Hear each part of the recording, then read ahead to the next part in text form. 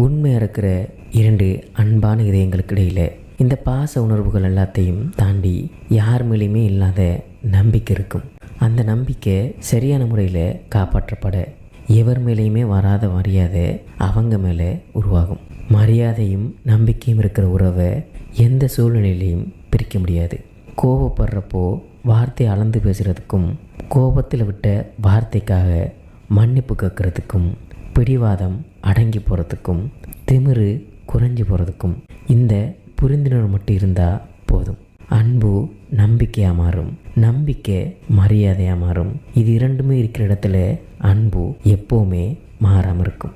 ஒருவருக்கு அடிமைப்பட்டு, கட்டுப்பட்டு, பயப்பட்டு, வற்புறுத்தப்பட்டு நேசிக்கப்பட்டால், கட்டளையிட்டால் மரியாதையும் இருக்காது, நம்பிக்கையும் இருக்காது. அங்கு அன்பும் சிதைக்கப்படும். இழந்த மானத்தை, தாங்கிய அவமானத்தை, உடைந்த மனதை திருப்பி சரி செய்யவே முடியாது. புயலுக்கு பின் தென்றல் வீசலாம், அலைகளுக்கு பின் கடல் அமைதியாகலாம், அனர்த்தத்துக்கு பின் பூமி சரியாகலாம். ஆனால் அழுத்தங்களுக்கு பின் மனசு சரியாகாது.